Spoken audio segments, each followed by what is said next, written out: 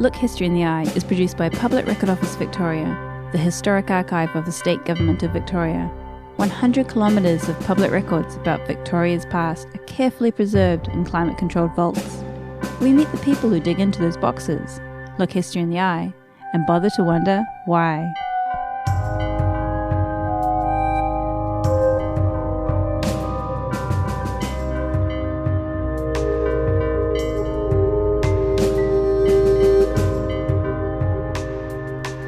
I'm Natasha Cantwell, Communications and Public Programming Officer at Public Record Office Victoria. For today's episode, we're featuring a talk by Amanda Scardamaglia that was originally held at the Victorian Archive Centre for Melbourne Design Week 2022.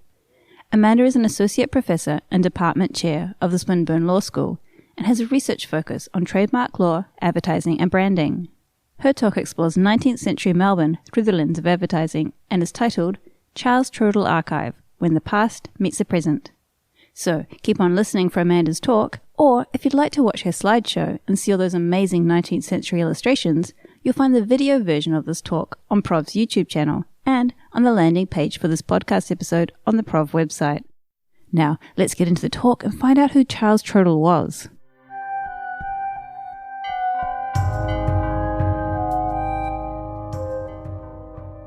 Thanks so much for the introduction. I'd like to begin by acknowledging the Wurundjeri people of the Kulin Nation, the traditional custodians of the land on which we're located here today, and pay my respects to their elders past, present and emerging. I'm really thrilled to be here in person and to see so many people here today at Design Week to present on the Charles Troedel Archive, which draws on my book, Printed on Stone, The Lithographs of Charles Troedel, which was published almost 2 years ago to the day in 2020. So as you know, the theme for Design Week, or as you may know, the theme for Design Week this year is Design the World You Want. And in keeping with that theme today, I'm going to talk about how Australian design in print advertising has developed and evolved over time. And to do that, I'm going to take you back to the 19th century and draw on the Charles Troedel Archive of Advertising Lithographs. This archive tells a really fascinating story about how the law, technology, art and advertising intersect, and in particular the way that lithography shaped the way that print advertising came to be protected by the law and the way that advertising came to be regulated.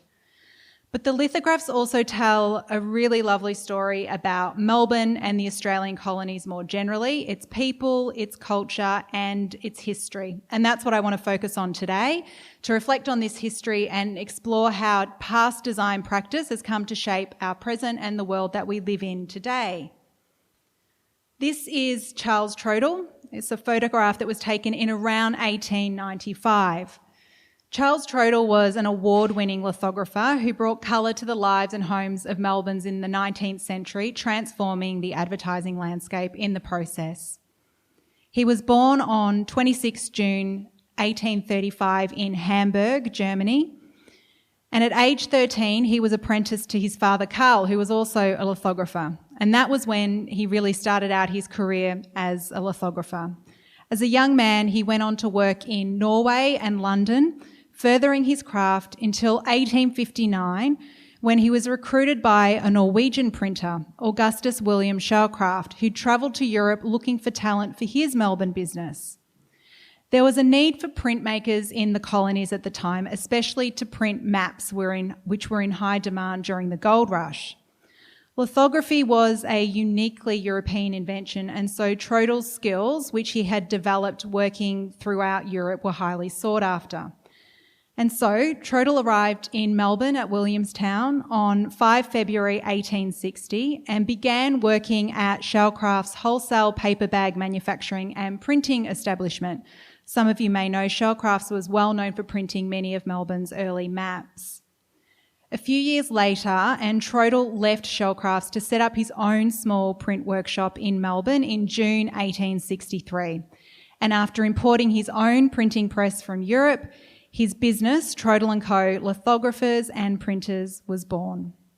The workshop was located opposite the Argus office in an area that was then considered the Golden Mile of the city and is now the site of the Melbourne Town Hall. Troedel's first project at this new workshop was the Melbourne album, a series of lithographic works depicting views of Melbourne and its surrounding districts.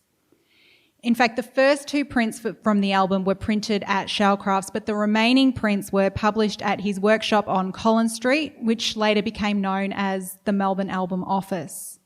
This is one of the first lithographs produced for the album in 1863. Collins Street from Queen Street, which was drawn by Francois Cognier and advertised in the Argus at the time, with a monthly subscription for 2 views to be completed in 12 monthly parts for the price of 7 shillings 6pence. Collins Street from Queen Street shows the Union Bank of Australia to the right. On the left is the newly built Bank of New South Wales. Into the distance, Scott's Tower, and straight ahead is the now old Treasury Building. Francois Cognier produced 12 of the drawings in the 24 plate collection and possibly another 4 which were unmarked. It was Cognier who had proposed the idea of this Melbourne-themed album to Troedel while he was still working with Shellcraft. Nicolas Chevalier was another contributor to the album, with 2 prints derived from his paintings included in the compilation. Here's one of the more recognisable prints from the album, the Melbourne Cricket Ground, 1864. The artist responsible for the drawing which this print is based is unknown. This is one of the 4 prints which were unmarked in the album. The print depicts the first day of a cricket match between the second English team to visit Australia and a team of 22 Victorians.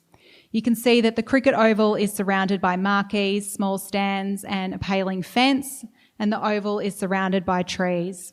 In the foreground, the crowds are milling around on the lawn to watch the game, and you can see some children climbing very high atop the branches of the tree to get the best vantage point, and 2 men and a woman do the same, but they're not nearly adventurous in their climb. Thanks to the success of the Melbourne album, Troedel's business grew rapidly, and for a short period he set up an office in Sydney. And it was here that he produced the New South Wales album in 1878 with Richard Wendell, who drew all of the lithographs in that collection. Here's one of the prints from the New South Wales album, Botanical Gardens, Farm Cove, Government House in distance from 1878. It shows a young couple picnicking in the gardens, and as the title indicates, Government House is in the distance. The woman sitting on the lawn while watching the man who's playing with the butterfly net. Now, there's no denying the success of these collectors' compilations, but Troedel's business endured over the years, for 150 years, in fact, because of his great success in commercial printing and advertising. Over the years, the Troedel family were integral to the firm. After Charles Troedel's death in 1906, his eldest son, Walter, took over the business. You can see here Charles Troedel is shown in the back row of the photograph wearing the top hat, and Walter Troedel is shown in the back row far left in the bow tie. Walter went into partnership with Edward Cooper, who was already involved in the firm and had helped set up the Sydney office, and the firm was renamed Troedel & Cooper in around 1910. The business was sold and taken over several times thereafter, but even so, the Troedels remained in the business, including Walter's son Theodore, his son William, or Bill, and later Bill together with his son Alistair, who were all involved in the business at various stages and in various capacities. And it wasn't until 2013 that the firm went into liquidation, bringing to a close a monumental 150-year run of the printing business bearing the Troedel name. From its earliest days, the firm preserved and archived all of its print jobs, an archive that was donated to the State Library of Victoria in 1968 by Troedel & Cooper, as it then was. The records contained in the archive are the product of the meticulous record keeping of Arthur Hewitt. Hewitt spent his entire career at Troedel & Co. His time started at the firm in December 1897 when he took up the job of office boy. He was then involved in almost all administrative aspects of the business, holding the role of secretary and director before he retired in 1963. This archive is considered one of the most significant printers' archives to survive in a public collection in Australia. It contains almost 10,000 individual print specimens, including product labels, advertising posters, corporate stationery, including company share certificates, invoices, Christmas cards, calendars, theatre posters and brochures, and other ephemera. The book, printed on stone, uses these lithographs to tell the history of print advertising in Australia across a range of categories: in the home, at the bar, in health and hygiene, in fashion and style, and in leisurely pursuits, capturing a really diverse range and cross-section of the Troedel collection. Today I'm going to showcase just some of the collection and some of the stories behind the images in the archive, and reflect on the evolution of this design practice and how it's come to influence print advertising and design today. Before I do, I want to take a quick moment to talk about lithography. For those of you who aren't familiar with the process, lithography is a method of printing that's based on the incompatibility of oil and water, where ink is transferred to a blank sheet using a press, typically using finely polished limestones.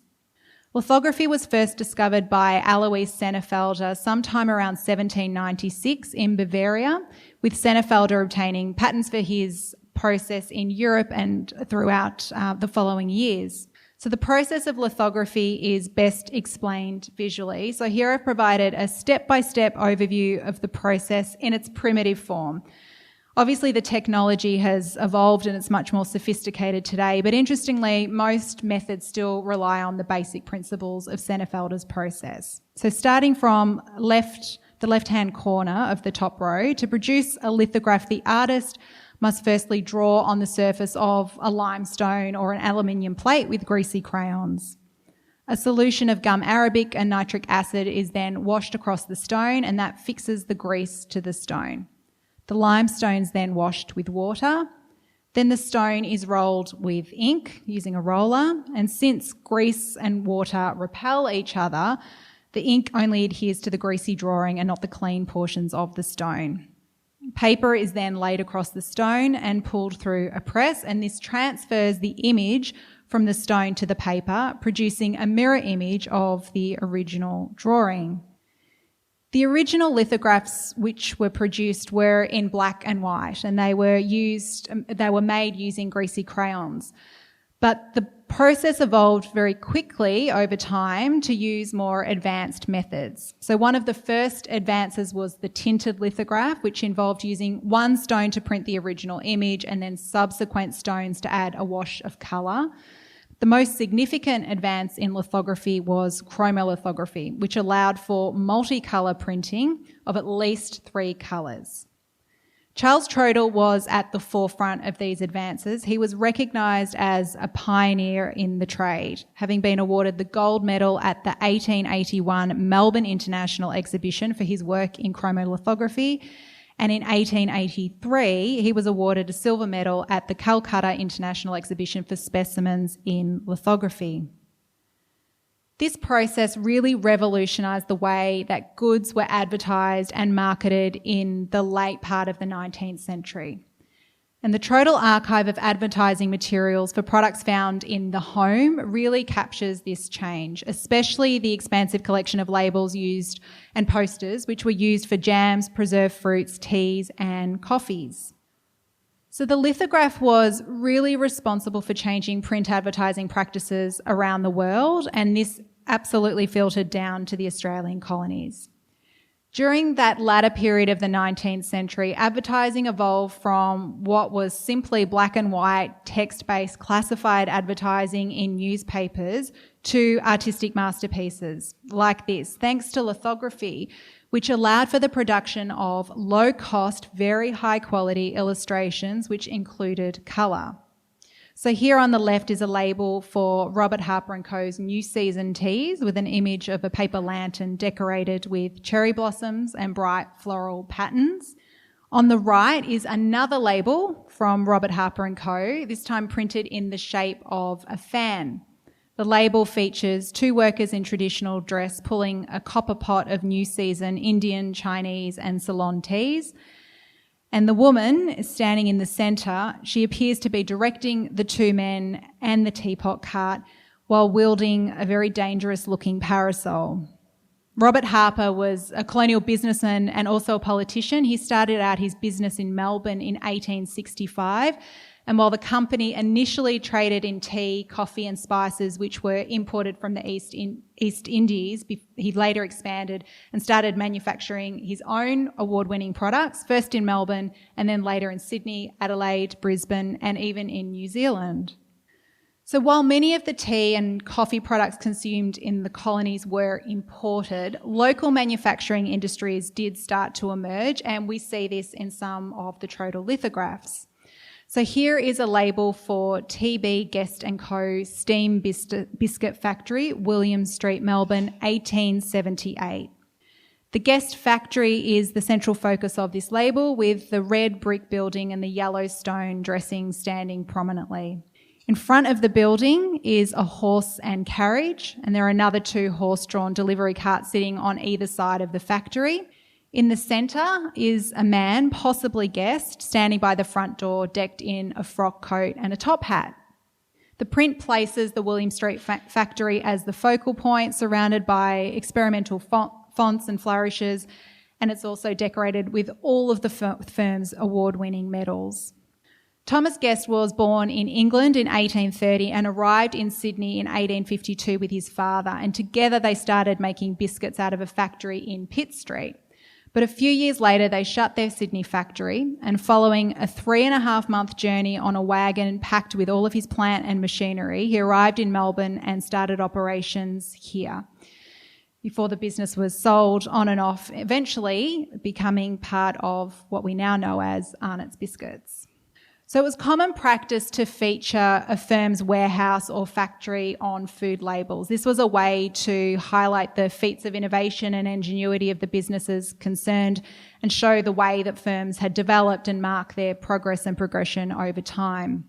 And this was definitely a message that traders were very keen to convey, not only to local consumers but also to people abroad, to try and encourage investment in the Australian colonies and perhaps even persuade some people back home to come and relocate here.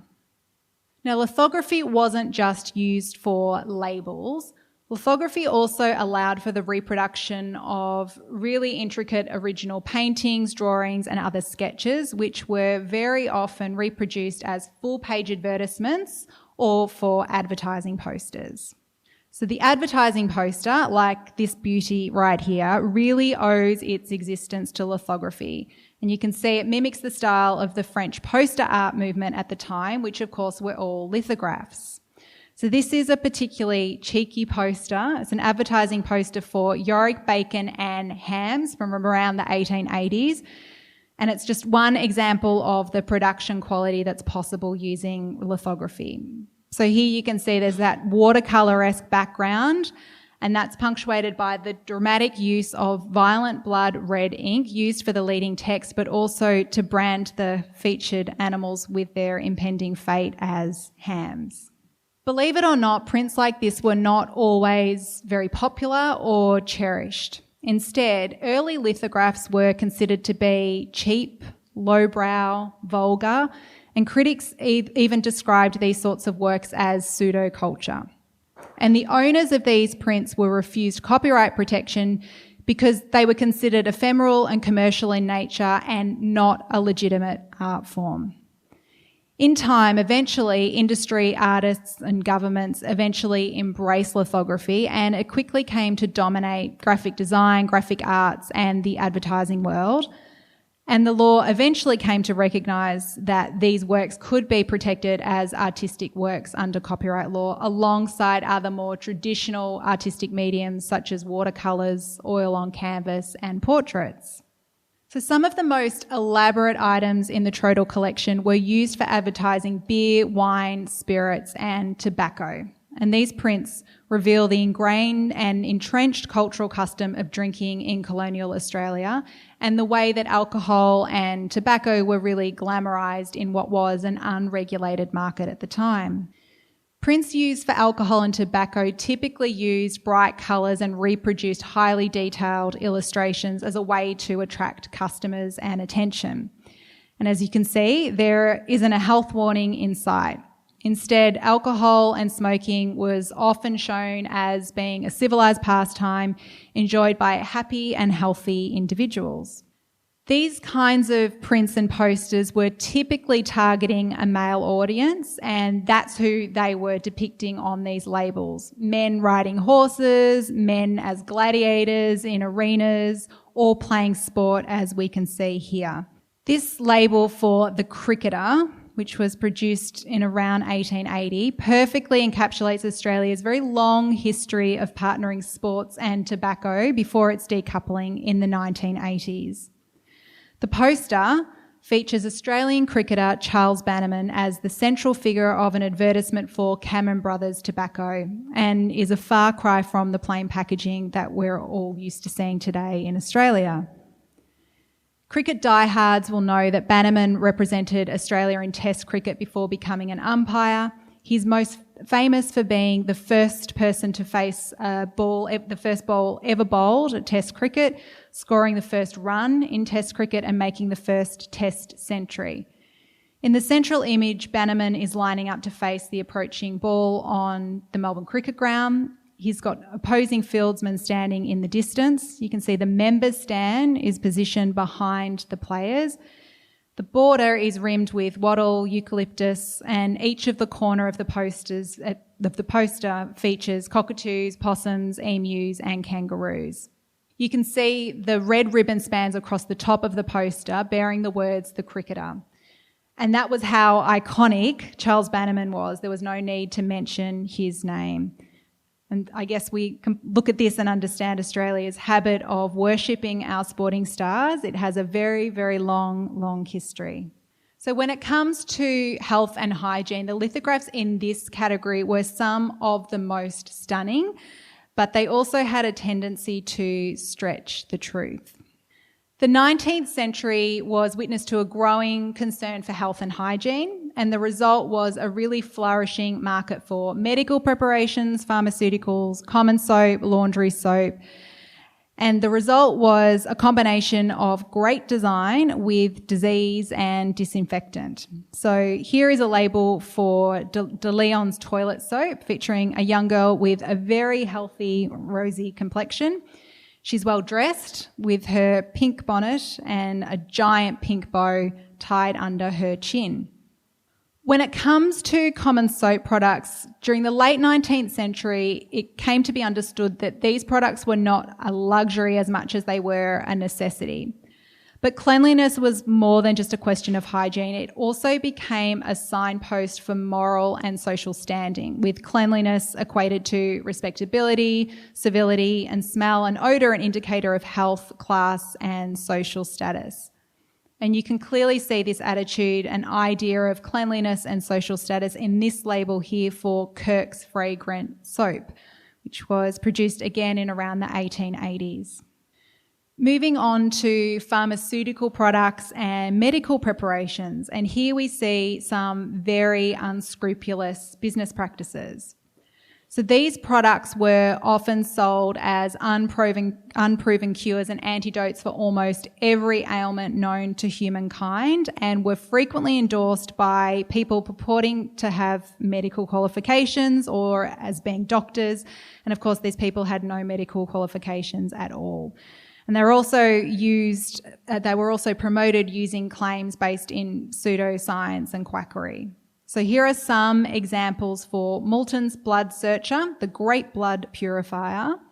Charles Moulton was a household name in the Australian colonies, as well as selling Moulton's fruit pills and his renowned Blood Searcher. The company also sold the very popular product Pain Paint, which was reportedly able to heal a variety of ailments, no matter how violent or excruciating the pain. Moulton's Pain Paint was also advertised as being registered and patented. The newspapers even referred to him as an inventor and proprietor of a patent medicine. Now, while it's true that Moulton registered the words paint as a trademark in Victoria, there's no evidence of any patent application ever being recorded in the Victorian Government Gazette. And this kind of behaviour and selling technique was not an isolated case. So here is another example of this kind of advertising. This time it's for Ralph Potts and his well-known magic balm. So this poster was produced circa 1880 and made no attempt to exalt the medical or scientific virtues of the product that were being advertised. Instead, it was all about the mystical healing powers of this very special balm, next to a very respectable portrait of Ralph Potts himself. Potts imported his magic balm into the Australian colonies from New York, and he sold his special elixir through local agents and shopkeepers. And he also administered the balm himself on his patients in his dental practice. Potts's foray into dentistry was, let's say, unconventional. He established a dental practice in Perth, and he even assigned himself the title of the Dental King, travelling around the colonies accompanied by a brass band. All of this from a man with no dental qualifications. He caught the attention of the dental board and had several charges made against him, but in the end, the board actually registered Potts as a dentist, and believe it or not, he went on to have a distinguished career. In his obituary, though, he was remembered for the unusual way that he introduced himself to the Australian colonies as a dentist, and I quote, "From a flare-lighted platform, he employed girls to run along the planks and sell his magic balm. Then he invited anyone suffering from toothache to step up and have the offending molar painlessly removed for 1 shilling. So when it came to fashion and style, Troedel's archive of advertising for clothing and apparel gives us a glimpse into the fashions at the time. But here we also see advertising become more segmented and for the first time depicting women, but also directed at women, although we'll see the way that used stereotypes in the way that it portrayed women and what it meant to be a woman in society at that time. So when it came to the fashion of the day, it was all about corsets and crinolines and very full bustle skirts. So you can see here in some extracts from some fashion catalogues produced for Craig, Williamson and Thomas. The crinoline and its very full billowing shape was beautiful, but it was also very impractical and it was incredibly dangerous. In 1864, there were reports of 2,500 deaths in London alone, many resulting from fire as women set their crinolines and themselves alight, sweeping past open fireplaces. This had prompted one newspaper at the time to suggest that at all events, every lady should wear a fire screen or be attended by a maid with a fire extinguisher. And then there was the corset.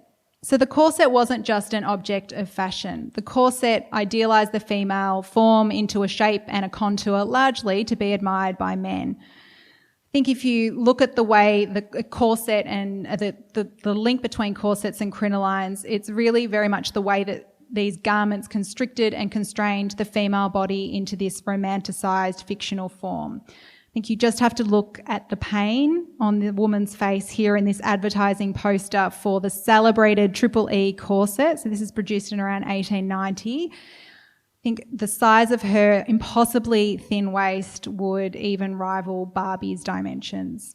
Manufacturers sought to monopolise this silhouette through the patent system. There are lots of examples of corset designs being patented by these companies.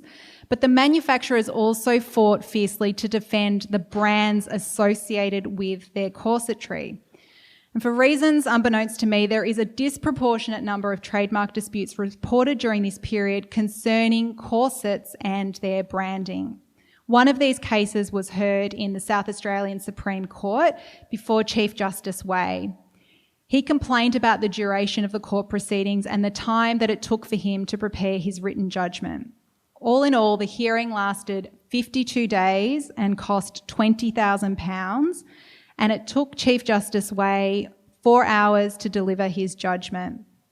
It's no wonder then that in his private letters, Chief Justice Way referred to the case as abominable and noted that there must be more money in corsets than in law, literature, or the gospel.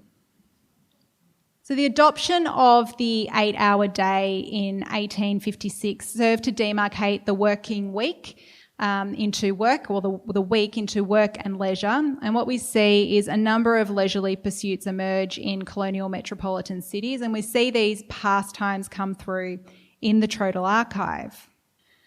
Our love of sport and the great outdoors has very strong roots, and it's a prevailing theme throughout the Troedel Archive. Here is a poster for the Melbourne Sports Depot from around 1885, and it illustrates some of these sporting interests and Melbourne's early obsession with sport.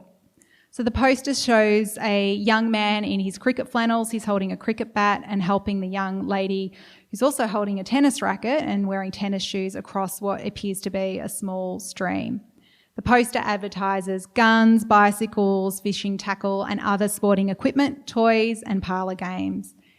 In the distance, there are two young boys who are jostling with a football between two goalposts, while another two boys are further afield and they appear to be wearing their cricket whites.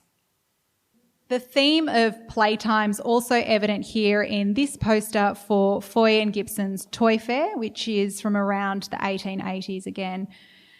This poster also alludes to our love of shopping. In fact, one theme really running through the entire archive is the early manifestations of consumerism emerging in the Australian colonies at the turn of the century. So most of you will recognise the name Foy and Gibson and will know that they were one of Australia's earliest department stores. The store was known for manufacturing many of its own goods, including Manchester, clothing, toys, hardware, furniture and food, and was of course eventually sold to David Jones in 1967. Foy and Gibson were also famous for their annual toy fairs, which boasted unprecedentedly low prices. Children could meet Father Christmas at these toy fairs, although I think it's unlikely that Father Christmas rode in on an emu holding what looks to be an Akubra hat and carrying a sack of toys. So this poster is one of my favourites, I think, because it captures everything that is very unique about Australia at Christmas time. The heat, the dust, and also you can see the Australian landscape. And then there was the theatre. So the Troedel Archive, I think this is perhaps maybe the most special part of the collection, is the trove of theatre posters like this, which it includes. And it perfectly captures the golden age of theatre in Melbourne at the time, but also the Troedel family's very unique connection to the theatre scene. So Charles Troedel and his family were very keen theatre goers, particularly his eldest son, Walter Troedel. Newspapers described Walter as charismatic, handsome, and, I quote, the best dressed man in Melbourne.